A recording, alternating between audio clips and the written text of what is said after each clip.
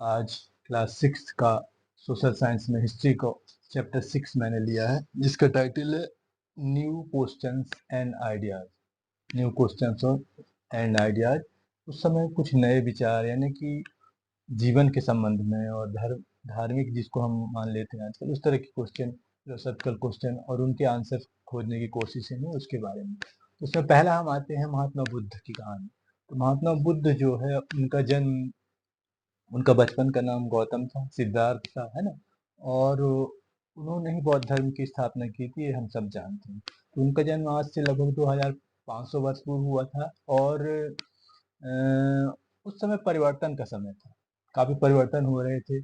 महाजनपदों का तेजी से विकास हो रहा था, समाज में भी काफी परिवर्तन हो रहे थे, महा शहरों का विकास हो रहा था, गांव में भी परिवर्तन आ रहे थे। तो ये परिवर्तन जो है जीवन के बाकी क्षेत्रों में किस तरह से इनका असर हुआ, इसके बारे में पढ़ेंगे।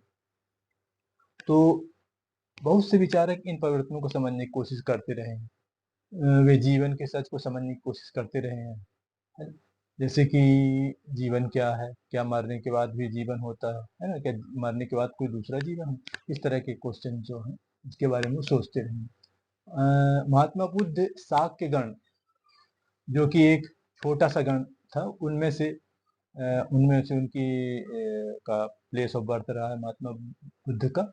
और वे क्षत्रिय थे, है ना, जाति से क्षत्रिय थे। और वो ज्ञान की तलाश में उन्होंने युवावस्था में ही, विवाह के बाद जब उनके पुत्र राहुल का जन्म हुआ, तभी उन्होंने अपनी पत्नी और राहुल, यशोधरा पत्नी और राहुल को छोड़ करके जंगल की तरफ चले गए थे ज्ञान की तलाश में।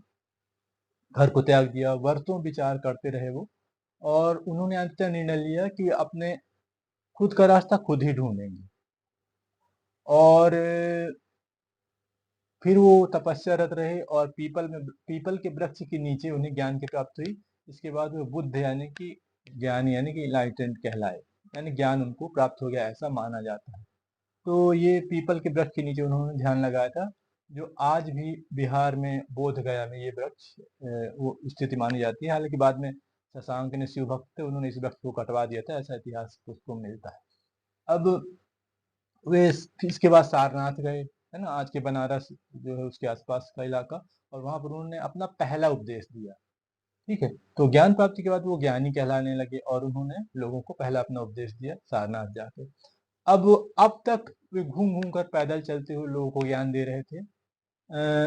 फिर तब तक वो ये काम करते रहे, लोगों को ज्ञान बांटे, जब तक कि कुशीनारा नामक स्थान पर उनको उनको उन्होंने अपने अंतिम सांस नहीं ली।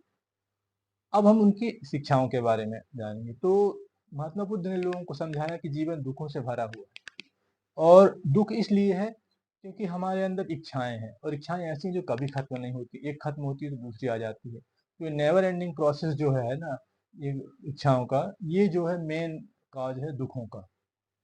और उन्होंने इसको व्यास या तन्हा कहा। ठीक है। उनका कहना था कि हर एक चीज को हमें नियंत्रित करने की कोशिश करनी चाहिए, अपनी इच्छाओं को नियंत्रित करने की कोशिश करनी चाहिए, तभी हम जो है दुखों से निजात या मुक्ति पा सकेंगे। उन्होंने ये भी उपदेश दिया कि लोगों को दयालु होना चाहिए, सभी के प्रति, जिनमें जीवन का भाव है, चाहे वो प्राणी ही कोई ना ही क्यों ना हो, उनके प्रति, जीवन के प्रति उनका, दूसरे के जीवन को भी सम्मान दे, चाहे छोटे से छोटा प्राणी हो, और सभी प्रति दयालु हो। उन्होंने यह भी कहा कि हमारे किए गए कार्यों का, चाहे हमारे अच्छे कार्य हों चाहे बुरे, है ना, उनका हमें अगले जीवन को ये प्रभावित करते हैं। जो हिंदू धर्म की फिलॉसफी है, कहीं ये जुड़ती हुई नजर आती है। बौद्ध धर्म हिंदू धर्म की एक ब्रांच है, सभी को पता है। तो उन्होंने साधारण जन की भाषा में उपदेश दिया। उस समय प्राकृत होती थी, जो कि साधारण जन जो कि अशिक्षित होते थे वो बोलते थे, तो उन्हें अपने उपदेशों को प्राकृत भाषा में दिया ताकि सभी लोग समझ सकें। उन्होंने लोगों को खुद सोचने के लिए कहा। उन्होंने ये कहा कि किसी के कहने पर, ये कहा कि जो मैं कहता हूँ उसको आप खुद सोचो, तर्क की कसौटी पर कसो। तो ये बहुत बड़ी बात थी, क्योंकि जब इंसान सोचना शुरू कर देता है तब वो, है ना, वास्तविकता के पास पहुंचता है। तो एक तरह की बहुत बड़ी वैज्ञानिक अप्रोच कह सकते हैं हम, है ना, उस समय। अब दूसरी चीजें आती हैं, उपनिषद। उपनिषद एक का शाब्दिक अर्थ होता है पास में बैठना। तो अपने गुरु के पास में ज्ञान के लिए बैठना, इसको ऐसे अर्थ लगा सकते हैं हम। तो बुद्ध के कुछ पहले से भी दूसरे विचारक जो है इन कठिन प्रश्नों के उत्तर ढूंढते रहे, जैसे कि मृत्यु के बाद मनुष्य का क्या होता है ना। और दूसरे लोग ये भी सोचते हैं कि क्या बलि दें, क्यों दें। उस समय बलि देने की सैक्रिफाइस की बहुत और बड़ी खर्चीले यज्ञ होते थे, यज्ञों में बलि दी जाती थी। तो उन्होंने ये सोचा कि बलि क्यों दी जाए, क्यों दी जाती है, उसकी निरर्थकता पर, है ना, उन्होंने सोचा। इसके अलावा कुछ विचारक ये सोचते थे कि क्या मृत्यु के बाद भी कुछ ऐसा है जो बचा रहेगा, है ना, और उन्होंने इसे आत्मा नाम दिया। तो इस तरह से कई तरह के विचार जो है उस समय विद्वानों के बीच में थे। उपनिषदों में इन्हीं विचारों का संग्रह है ना। और ये वेदों के बाद लिखे गए थे उपनिषद, और इनका शाब्दिक अर्थ मैं बता चुका हूँ कि पास जाकर बैठना। तो गुरु और शिष्य दोनों के बीच में वार्तालाप का वर्णन इसमें देखा जाता, वर्णित है। ज्यादातर उपनिषदों में वर्णित विचारक पुरुष थे। पुरुषों में भी ब्राह्मण थे और राजा, दो लोगों का जिक्र ज्यादा मिलता है। कभी कभी स्त्री विचारकों का भी उल्लेख मिलता है, जैसे कि गार्गी, है ना, जो अपने ज्ञान के लिए प्रसिद्ध थी, और राज दरबारों में विचार विमर्श करने हेतु उन्हें आमंत्रित किया जाता था। तो एक बहुत महत्वपूर्ण बात है कि उस समय स्त्री का एक, है ना, पुरुषों के समकक्ष विचारक होना, इन चर्चा में भाग लेना। अब गरीब व्यक्तियों द्वारा इस विमर्श में भाग लेना का वर्णन नहीं मिलता, यानी गरीबों को शायद उसमें भाग लेने की अनुमति नहीं थी। और सिर्फ सत्यकाम जवाला, जो कि इसका अपवाद मान सकते हैं, वो इस पर चर्चा में यानी कि भाग लेते हुए दिखाई देते हैं। और वो जो दासी पुत्र था, उसकी माँ का नाम जवाली था, और अंतिम सत्य को वो जानना चाहता था कि वास्तव में सच्चाई क्या है, इस जीवन की सच्चाई क्या है ना। सभी लोग आते हैं, जीवन जीते हैं, चले जाते हैं, लेकिन इसका वास्तविक उद्देश्य, वास्तविक सत्य क्या है। तो उन्होंने एक गौतम नामक ब्राह्मण ने अपना शिष्य बना लिया था उन्हें, और शंकराचार्य नामक प्रसिद्ध विचारक ने उन्हें उप उपनिषदों की शिक्षा का शंकराचार्य नामक विद्वान ने उपनिषदों की शिक्षा का विस्तार किया। तो ये एक बहुत बड़ी बात थी, है ना। अब भारत में दर्शन के 6 प्रकार माने जाते हैं, है ना, जैसे वैशेषिक, न्याय, सांख्य, योग, पूर्ण मीमांसा, वेदांत, उत्तर मीमांसा। और इनके प्रवर्तकों के नाम हम क्रमशः बोल सकते हैं कणाद, गौतम, ये सभी ऋषि थे। कपिल, पतंजलि, जैमिनी और व्यास। जर्मनी का विचारक जो है मैक्स मूलर, दार्शनिक जो है, उन्होंने कहा कि इन दर्शनों का विकास पीढ़ी दर पीढ़ी हुआ है। एक दिन में एक व्यक्ति के द्वारा नहीं, बल्कि कई पीढ़ियों में इन दर्शन की पद्धतियां 6, इनका विकास भारत में हुआ। अब दूसरा धर्म उस समय आता है जैन धर्म। तो जैन धर्म का अंतिम और 24वें तीर्थंकर स्वामी महावीर जी थे। और उन्होंने भी लगभग 2500 वर्ष पूर्व, समकालीन ही है लगभग, तो उन्होंने 25 वर्ष पूर्व अपने विचारों का प्रसार किया था। वे भी क्षत्रिय राजकुमार थे और लिच्छवी से संबंधित थे, है ना, और जो कि बज्जी संघ का एक भाग था। अब उन्होंने भी गृह त्याग करके और जंगल में चले गए लगभग 30 वर्ष की उम्र के आसपास, और कठिन तपस्या की, और आखिर में ज्ञान प्राप्त किया। उनकी शिक्षाओं में पहली तो ये थी कि स्त्री पुरुष को सत्य जानना जो चाहते हैं वो अपना गृह त्याग कर दें। उनका कहना था, महावीर स्वामी जी का, जो भी स्त्री पुरुष सत्य का ज्ञान प्राप्त करना चाहते हैं वो पहले गृह त्याग करें, है ना। तो ये उनका, और अहिंसा का पालन करें। अहिंसा जैन धर्म का बहुत बड़ा भाग, बहुत इंपॉर्टेंट भाग माना जाता है। और किसी भी जीव को ना मारे, चाहे छोटा मोटा जीव भी हो, उसको किसी भी तरह की ना मारे, ना उसको किसी भी तरह से चोट ना पहुंचाएं, क्योंकि सभी जीवों को अपनी जान प्यारी होती है, और सभी का महत्व है इस दुनिया में, चाहे वो छोटी सी चींटी ही क्यों ना हो। उन्होंने उपदेश प्राकृत भाषा में दिए। प्राकृत भाषा में इसलिए दिए ताकि जन सामान्य से समझ सकें। उस समय प्राकृत भाषा जन सामान्य की भाषा थी, है ना। अब प्राकृत जिन जिन क्षेत्रों में बोली जाती थी, उनका उस क्षेत्र के हिसाब से नाम था। जैसे मगध क्षेत्र में प्राकृत जो बोली जाती थी, उसका नाम मगधी था। इसी तरह से अन्य, है ना। अब महावीर स्वामी के भक्तों को जैन कहा गया, क्योंकि अब उनके लिए क्या शिक्षाएं थी कि वे साधारण जीवन जिए, और वो उनके साधु थे, उनको भोजन भिक्षा मांग के खाना पड़ता था, जैन साधुओं को। और वो उनको साधारण जीवन जिए, साथ ही उन्होंने पूर्णतः ईमानदार होना चाहिए, है ना, चोरी से दूर रहना चाहिए, ब्रह्मचर्य का पालन करना चाहिए, ये सारी चीजें।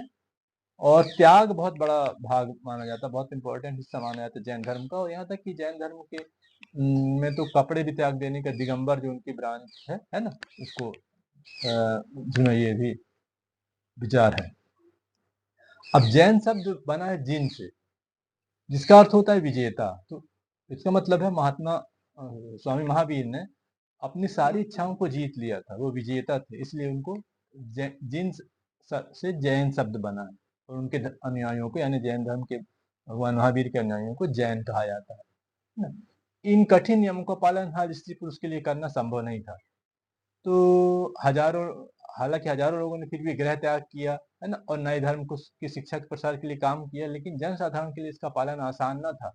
बाकी लोगों ने बाकी लोग जो थे वो जैन साधुओं की मदद करते थे। कैसे? उनको भोजन इत्यादि देकर उनको हेल्प करते थे, जो गृहस्थ थे। अब जैन धर्म मुख्यतः व्यापारियों और किसानों इत्यादि के द्वारा समर्थन प्राप्त था इस धर्म को।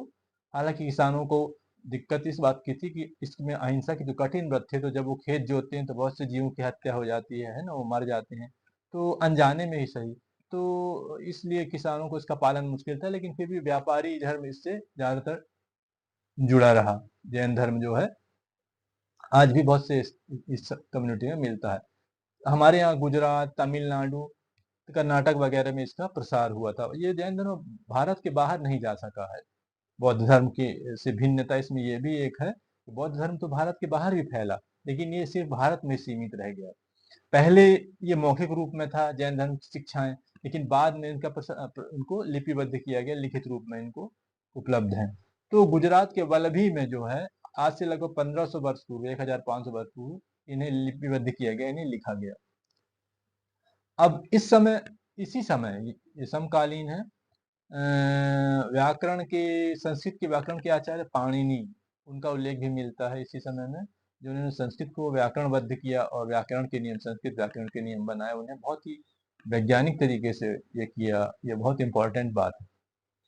अब पढ़ते हैं संघ के बारे में। तो संघ, उस समय संघ का मतलब होता था महात्मा बुद्ध के अनुयायी और स्वामी महावीर दोनों के अनुयायी जो है समूह बना लेते थे, उसको संघ कहा जाता था। वो ज्ञान की तलाश में घर छोड़ चुके थे, तो सच्चा ज्ञान प्राप्त करना चाहते थे, तो वो अपना संघ बना के रहते थे, सामान्य जीवन से अलग। तो इसी को संघ कहा जाता। तो बौद्ध संघ के लिए नियम का संग्रह बना था। बौद्ध धर्म में नियमों का संग्रह बना था कि क्या क्या संघ में जो दीक्षित हुए हैं, जिन्होंने संघ को अपना लिया है, उनको क्या क्या करना चाहिए, आचार शास्त्र उनका एक तरह से है ना। तो उसका संग्रह एक पुस्तक में मिलता है, उसको बोलते हैं विनय पिटक। पिटक का मतलब होता है टोकरी, मतलब एक प्रतीक रूप में कि इस टोकरी में जैसे हम चीजें रखते हैं, तो उसी तरह से नियमों का संग्रह जो है इस पुस्तक में रखा गया है। विनय पिटक यानी विनम्रता से संबंधित, यानी सामान्य जन को क्या है ना, संघ के लोगों को क्या विनम्रता पूर्ण व्यवहार का, इसके पूरा लेखा जोखा विनय पिटक नाम पुस्तक में मिलता है। और स्त्री पुरुष के लिए अलग अलग नियम इसमें निर्धारित थे। ठीक है। अब बच्चों को भी अपने माता पिता, दास, स्वामी इत्यादि, जैसे बच्चे हुए अपने माता पिता से, दास हैं तो अपने स्वामी से यानी मालिक से, और जो दरबारी हैं उनको राजा से, है ना, और कोई स्त्री है तो उसे अपने पति से, कर्जदार है तो कर्जदाता से अनुमति लेकर इसमें शामिल होने की, संघ में शामिल होने की अनुमति थी, है ना। तो ये जो है कुछ वर्ग थे समाज के जिनको संघ में शामिल होने का के बारे में जिक्र हमें मिलता है।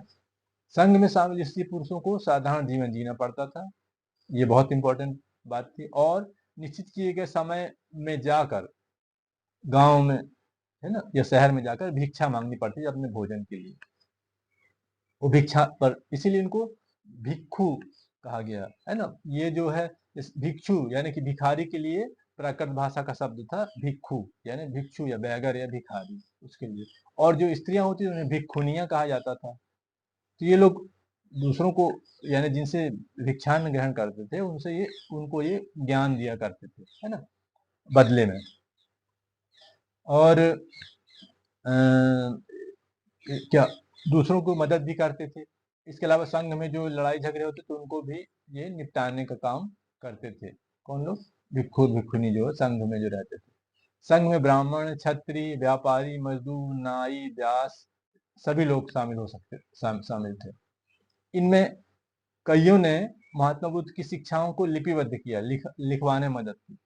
कुछ ने सुंदर कविताएं लिखी। ठीक है, अब मोनेस्ट्रीज के बारे में पढ़ते हैं। उस समय की मोनेस्ट्रीज क्या होती थी। तो वर्षा ऋतु में जो है जैन और बौद्ध दोनों साधु प्राकृतिक रूप से बनवाई गई गुफाओं में रहते थे, या फिर उनके अनुयायी जो अस्थायी शरण स्थल रहने के लिए बनवा देते जगह, उसमें वो रहते थे। और बाकी टाइम में ये सूखे मौसम में जिसको ये पूरे शहर में आसपास घूम के लोगों को उपदेश देते थे, लेकिन वर्षा ऋतु में ये काम उनको रोकना पड़ता था, तो गुफाओं में रहते थे। इन्हीं को मोनेस्ट्रीज कहा जाता था। अब समय के साथ साथ बौद्ध साधु साध्वियों ने तथा उनके समर्थकों ने, उन्हें लगा कि ज्यादा स्थायी निवास स्थान, शरण स्थली चाहिए, उसकी जरूरत उन्होंने महसूस की, है ना। तो तभी जो बनवाए गए उनके रहने के लिए जगह, उनको मोनेस्ट्रीज कहते थे, या बिहार कहा जाता है इन्हें, है ना। इन्हें बिहार भी कहा जाता है। ठीक है, अब शुरुआती बिहार लकड़ी, ईंटों इत्यादि के बने होते थे। कुछ पहाड़ों की चट्टानों को काटकर बनाए गए थे गुफा रूप में, है ना। जैसे कि पश्चिमी भारत में इस तरह के गुफाएं हमें मिलती हैं, जिनमें कि जैन या साधु साध्विनियां रहते थे। और ये महाराष्ट्र के कार्ले में जो गुफाएं हैं वो भी इम्पोर्टेंट है, उसी उद्देश्य से बनाई गई थी तत्कालीन। अब बिहार बनाने के लिए जमीन की जरूरत होती थी। बिहार यानी मोनेस्ट्रीज, तो उसके लिए धनी व्यापारी या जिनके पास काफी जमीन होती थी, वो जमीन को दान में देते थे, या कभी कभी या फिर राजा जान में जमीन को दिया करते थे। अब स्थानीय लोग जो है उपहार लेकर आते थे, इनके लिए जैन साधु साध्वियों के लिए। तो उसमें भोजन, कपड़े, दवाइयाँ, है ना, ये सारी चीजें होती थी। और ये बदले में इनको जैन साधु साध्वियाँ, भिक्खु भिक्खुनियाँ इनको उपदेश और अच्छी बातों का ज्ञान दिया करते थे। तो ये जो है एक परस्पर विचार का विनिमय था। अब इसी समय ब्राह्मणों ने जीवन को ब्रह्मचर्य, गृहस्थ, वानप्रस्थ और संन्यास में बांट रखा था, है ना। इधर जिस ब्राह्मणों ने, क्योंकि ब्राह्मण धर्म अलग था बौद्ध धर्म से, तो ब्राह्मणों ने अपने सभी अनुयायियों के लिए जीवन को ब्रह्मचर्य यानी शुरू के 25 वर्ष ब्रह्मचर्य की अवस्था में, यानी ज्ञान प्राप्ति में के समय अविवाहित रहकर उसके लिए निर्धारित किया जीवन को उन्होंने 100 वर्ष का माना। और फिर 25 से अगले 25 वर्षों का उन्होंने गृहस्थ यानी फैमिली लाइफ शुरू करना है ना, संतानोत्पत्ति वगैरह के लिए। फिर अगले 25 वर्ष को उन्होंने वानप्रस्थ यानी जंगल में जाके, है ना। और फिर अंत में संन्यास लेकर, यानी तो ये 4 अवस्थाओं को उन्होंने बांटा, अवस्थाओं में जीवन को बांटा। क्यों? ब्राह्मणों ने भी। ये उसी समय की घटना है जबकि जैन और बौद्ध धर्म का उद्भव हो रहा था, विकास हो रहा था। Thank you.